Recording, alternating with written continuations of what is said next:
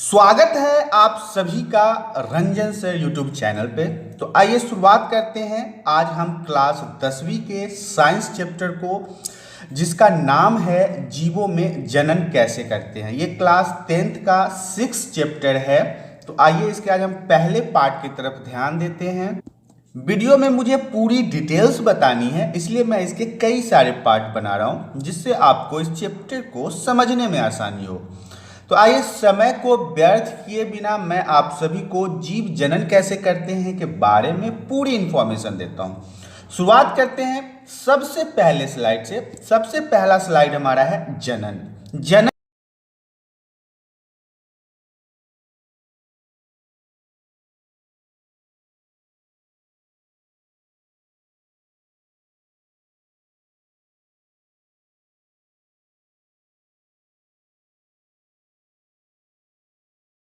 बहुत ही कॉमन शब्द है, आप लोगों ने इसे पहले भी सुना होगा, लेकिन आज हम जानेंगे कि जनन होता क्या है।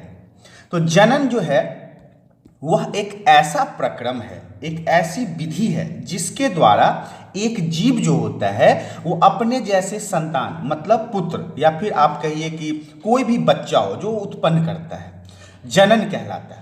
फिर से एक बार इसको समझते हैं कि जनन जो है एक ऐसी विधि है, ऐसा प्रक्रम है जिसके द्वारा जो जीव जंतु होते हैं वो अपने ही जैसे दूसरे संतान की उत्पत्ति करते हैं। क्या कहलाता है? जनन कहलाता है। जनन से जुड़ी हुई कुछ बातों के पॉइंट्सों के ऊपर ध्यान देते हैं। तो पहला पॉइंट जो है वो हमारा कहता है कि जनन जीवों का मुख्य लक्षण है। कोई भी जीव हो, कोई भी जंतु हो, वो प्रजनन करता ही है, मतलब अपने जैसे दूसरे संतान की उत्पत्ति वो करता ही है, जिसके द्वारा जीवों की संख्या में वृद्धि होती है। आप एग्जाम्पल की तरह मनुष्य को ले लीजिए, जैसे कि मेरे को ले लीजिए। मैं जनन करता हूं और मैं बच्चे पैदा करता हूं। यह एक ऐसी विधि है जिसके द्वारा एक जंतु, इंसान, पशु पक्षी, जानवर अपने जैसे दूसरे जीवों की उत्पत्ति करते हैं और इसी से क्या होता है? जनसंख्या में वृद्धि होती है। दूसरा पॉइंट हमारा कहता है जीवों के अस्तित्व के लिए जनन जरूरी है। कोई भी जीव हो, हाथी हो, घोड़ा हो, शेर हो, चीता हो, बाघ हो, भालू हो, इंसान हो, इन सभी को प्रजनन करना जरूरी है, जनन करना जरूरी है, तभी तो ऐसे जीव जंतु इस पृथ्वी पे रह पाएंगे। अब सपोज कर लीजिए कि मैं मानव हूं और मैं जनन नहीं करूंगा, पूरी दुनिया के मानव जो है वो जनन करना बंद कर दे, तो क्या मानव की उत्पत्ति यहाँ पे रह पाएगी? नहीं रह पाएगी। धीरे धीरे मनुष्य समाप्त हो जाएगा। इसलिए कहा गया है कि जीवों के अस्तित्व के लिए जो जनन है वो बहुत इंपॉर्टेंट है, जरूरी है। नेक्स्ट पॉइंट कहता है जनन के द्वारा ही जीव अपनी जातियों का परीक्षण करते हैं। परिरक्षण मतलब ये हो गया कि अब देखिए जनन जो है वो एक ऐसा माध्यम है जिससे जीवों की एक तरह की संख्या बनी रहती है पृथ्वी पर। अगर वो प्रजनन नहीं करेंगे, जनन नहीं करेंगे, तो उनका अस्तित्व इस पृथ्वी से खत्म हो जाएगा। अब नेक्स्ट पॉइंट है कि जनन डीएनए, प्रतिकृति एवं अन्य कोशिकाएं संगठन का सृजन करता है। अब जनन जो है, जो बच्चे पैदा करने की शक्ति है, क्षमता है, वो डीएनए, प्रतिकृति एवं अन्य कोशिकाएं संगठन का सृजन करता है। मतलब अब एक तरह से आप देख लीजिए कि मैं आपको एक एग्जाम्पल देता हूं। मनुष्य का एग्जाम्पल ले लेते हैं। हर मनुष्य के 2 आंख, 2 कान, 2 पैर और 2 हाथ होते हैं। लगभग सारे मनुष्य को तो आपने ये देखा ही होगा, लेकिन क्या सबकी शक्ल एक जैसे होती है? नहीं होती है। ये किन कारणों से नहीं होती है? तो वो कारण है डी और ए, डीएनए। डीएनए जो है वो आनुवांशिक रूप से एक पिता से अपने पुत्र को प्राप्त होता है और ये क्रिया चलती रहती है। हर एक पिता से एक पुत्र को ये प्राप्त होता रहता है। तो आशा करता हूं कि आपको ये जनन जो टॉपिक था वो समझ में आ गया होगा। आइए हम अगले स्लाइड की तरफ बढ़ते हैं। अगला स्लाइड जो है वो कहता है जनन के प्रकार, मतलब टाइप्स ऑफ रिप्रोडक्शन। रिप्रोडक्शन देखिए यहाँ पे मैंने इंग्लिश वाले बच्चों के लिए भी थोड़ा सा मदद किया है कि असेक्सुअल रिप्रोडक्शन और सेक्सुअल रिप्रोडक्शन। तो पहले तो मैं बताता हूँ कि जनन जो है वो 2 प्रकार का होता है। जनन जो मतलब प्रजनन होता है, जो बच्चे पैदा करने की शक्ति, क्षमता होती है, वो 2 प्रकार के होते हैं। अब जीवों में जनन मुख्यतः 2 तरीकों के होते हैं, मतलब कि जो इंसान, जानवर या फिर आपके जंतु, सीधा सीधा हम जंतु को ले लेते हैं, तो इनमें जो प्रजनन करने की क्षमता होती है वो मुख्यतः 2 प्रकार की होती है। पहला जो है वो है अलैंगिक जनन और दूसरा है जो है उसे हम लैंगिक जनन कहेंगे। तो सबसे पहला पॉइंट जो है वो कहता है अलैंगिक जनन, मतलब एसेक्सुअल रिप्रोडक्शन। तो सबसे पहले हम इसी की बात करते हैं, अलैंगिक जनन के बारे में। तो आइए हम आगे की स्लाइड में अलैंगिक जनन को देखते हैं। तो अलैंगिक जनन कहते किसे हैं? सबसे पहला पॉइंट था हमारा अलैंगिक जनन।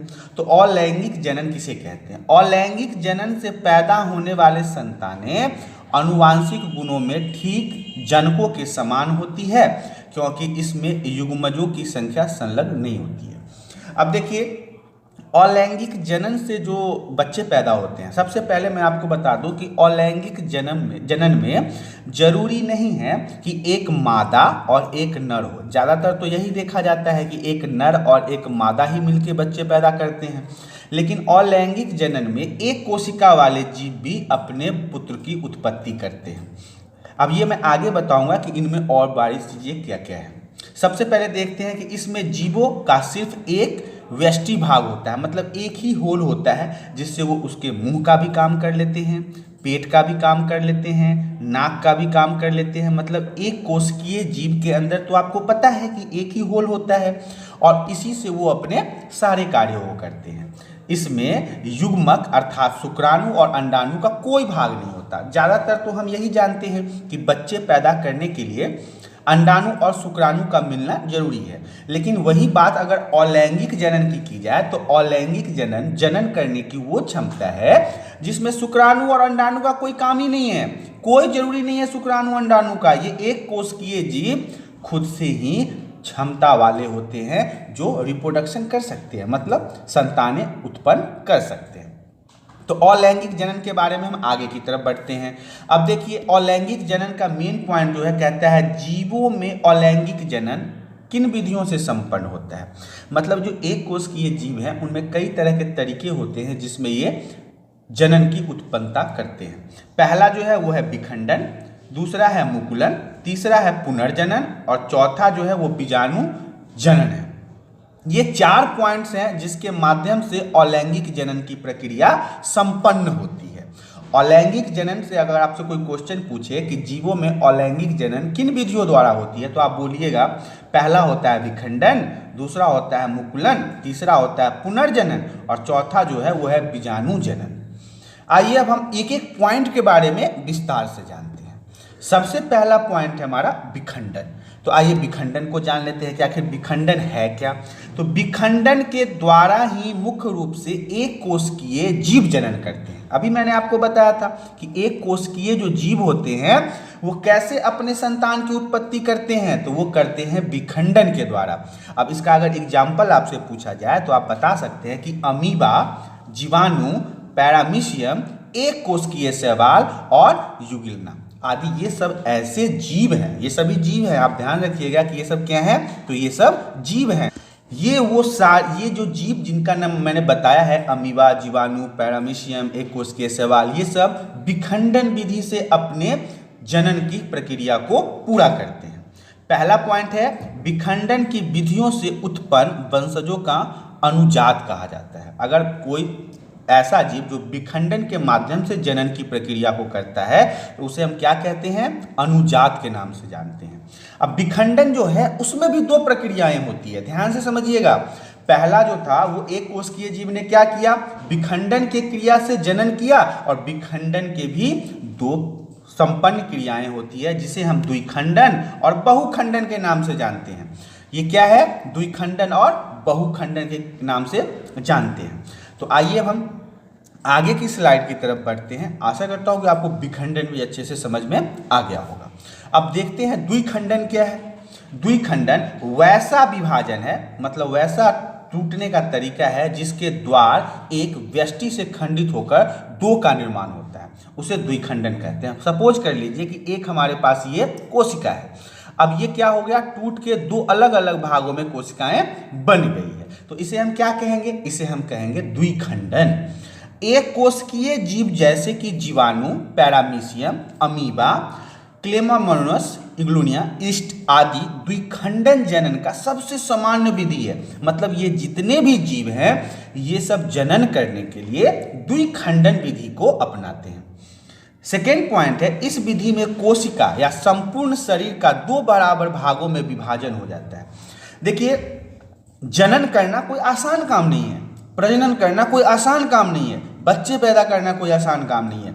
अब खासकर द्विखंडन की अगर बात की जाए तो यह एक ऐसा प्रक्रिया है जिसमें एक शरीर दो अलग अलग भागों में टूटकर बट जाता है और वो दोनों इनके जनन कहलाते हैं, और इसी को हम द्विखंडन के नाम से जानते हैं। ये था हमारा द्विखंडन। आइए आगे की स्लाइड में देखते हैं कि बहुखंडन किसे कहते हैं, क्योंकि बहुखंडन भी तो इसी का हिस्सा था। तो वैसा विभाजन मतलब वैसा टूटने का तरीका जिसके द्वारा एक व्यष्टि खंडित होकर अनेक व्यष्टियों की उत्पत्ति करता है, उसे हम बहुखंडन कहते हैं। सपोज कर लीजिए कि एक हमारे पास कोशिका है जो यहाँ से अब टूट के कई अलग अलग कोशिकाओं में बट गया हो, उसे हम बहुखंडन। द्विखंडन में सिर्फ दो भागों में बराबर बराबर टूटेगा, लेकिन अगर बहुखंडन की बात की जाए तो इसमें एक कोशिका टूट के कई अलग अलग कोशिकाओं में बट जाते हैं, उन्हें हम बहुखंडन कहते हैं। आइए अब हम इसके आगे की स्लाइड की तरफ बढ़ते हैं। आगे का स्लाइड हमारा सेकेंड पॉइंट था मुकुलन। अब मुकुलन किसे कहते हैं? मुकुलन एक प्रकार का अलैंगिक जनन है जो जनक के शरीर के धरातल से कलिका फूटने या प्रबंध निकलने के फलस्वरूप संपन्न होता है। अब देखिए मुकुलन के बारे में जानते हैं। मुकुलन की कोशिकाओं में क्या होता है कि ये शरीर के धरातल से कलिका फूटने, अब कलिका क्या कहते हैं? कलिका एक ग्रंथि होता है जिसके अंदर लिक्विड भरा होता है, उसके फूटने से जो अलग अलग प्रकार के कोशिकाओं का निर्माण होता है उसे हम मुकुलन कहते हैं। इसके लिए मैंने कुछ पॉइंट्स आपके लिए ऐड किए हैं ताकि आपको यह आसानी से समझ में आ जाए। इसका एग्जाम्पल है यीस्ट, हाइड्रा, स्पंज आदि में जनन मुकुलन द्वारा होता है। अब ये जितने भी जनन है इसके मैं साइड में आप लोगों को वीडियो दे रहा हूँ ताकि आपको इसे समझने में आसानी हो। अब ईस्ट, हाइड्रा और स्पंज में जो प्रजनन होता है, जो ये जनन करते हैं, वो मुकुलन विधि से करते हैं। इस विधि में जीवों के शरीर से एक उभार निकलता है जिसे मुकुल और बड के नाम से जानते हैं। उभार मतलब उनका शरीर वहाँ से ऊंचा हो जाता है, मतलब एक जैसे कि लेडी जब प्रेग्नेंट होती है तो उनके पेट का आकार आप देखे होंगे, शरीर के आकार से सामान्य नहीं होता, वो अलग तरह से निकल जाता है। तो ऐसी को हम ऐसे ही ईस्ट, हाइड्रा और स्पंज के अंदर भी होता है कि उनके शरीर में एक उभार बाहर निकल जाता है जिसे हम मुकुल, और इसी मुकुल के नाम से इसकी विधि का नाम मुकुलन भी दिया गया है। नेक्स्ट पॉइंट की तरफ बढ़ते हैं। अगला पॉइंट कहता है पुनर्जनन। पुनर्जनन भी बहुत ही इंपॉर्टेंट है। पुनर्जनन किसे कहते हैं? तो इस प्रकार के जनन में जीवों का शरीर किसी कारण से दो या दो से अधिक टुकड़ों में खंडित हो जाता है, मतलब एक टुकड़ा दो अलग अलग भागों में बट सकता है या फिर कई अलग अलग भागों में ये बट जाता है, तथा प्रत्येक खंड अपने खोए हुए भाग का विकास कर पूर्ण विकसित और नए जीव में परिवर्तित हो जाता है। सपोज कर लीजिए कि ये कोशिका है, टूट गया तो इसका कुछ भाग तो इसमें कम हो गया और इसका भी कुछ भाग कम हो गया, लेकिन समय के अंतराल इनके ये शरीर के पूरे भाग का निर्माण पुनः हो जाता है। और उसी के अगर एग्जाम्पल की बात की जाए तो स्पाइगोइरा, हाइड्रा, प्लेनिया आदि इस प्रकार के जनन का सबसे अच्छा एग्जाम्पल है। पुनर्जनन को फिर से समझ लीजिए। पुनर्जनन एक ऐसी जनन की विधि है जिसमें शरीर किसी कारण से दो या दो से अधिक टुकड़ों में खंडित हो जाता है और हर एक खंड अपने खोए हुए भागों का विकास पूर्ण रूप से पुनः कर लेता है। और हाइड्रा, प्लेनेरिया इत्यादि इसके बेस्ट एग्जाम्पल में आपको देखने को मिलेंगे। आइए हम इसके अगले स्लाइड की तरफ पढ़ते हैं। अगला स्लाइड जो है वो हमारा कहता है कि बीजाणु जनन क्या है।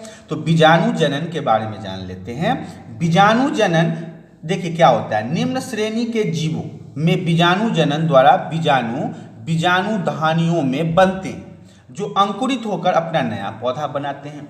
आप लोगों ने अक्सर देखा होगा कि चने को अगर आप फूलने के लिए डालोगे तो उसमें से एक वाइट कलर का डेभी निकलता है और इससे क्या होता है कि ये फिर से नए पौधे का जन्म देते हैं। ऐसे में आपको एग्जाम्पल की अगर बात की जाए तो इसके एग्जाम्पल में जीवाणु, शैवाल, कवक आदि बेस्ट माना जाता है, मतलब इसके ये बेस्ट एग्जाम्पल है। इसमें क्या होता है कि बीजाणु जनन मतलब बीज के माध्यम से जनन की प्रक्रिया संपन्न होती है, अंकुरित होकर संपन्न होती है।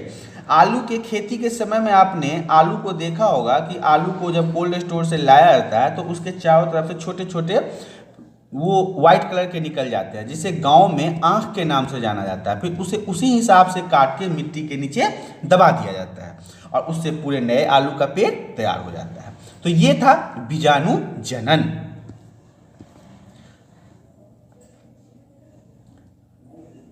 फर्स्ट पार्ट में आपको मैंने इन सारी चीज़ों के बारे में विस्तार से बता दिया है। अब हम इसके सेकेंड पार्ट में बाकी के टॉपिक्स को पढ़ेंगे। तो आशा करता हूं कि आपको पहले पार्ट के सारे चीज़ें समझ में आ गई होगी। अगर आपको यह वीडियो पसंद आया तो आप इस वीडियो को लाइक कर दें। यदि आप हमारे यूट्यूब चैनल पर आज पहली बार आए तो चैनल को सब्सक्राइब कर लें, ताकि इसी तरह के एजुकेशनल वीडियो आपको मिलती रहे। आज के लिए इतना ही, धन्यवाद।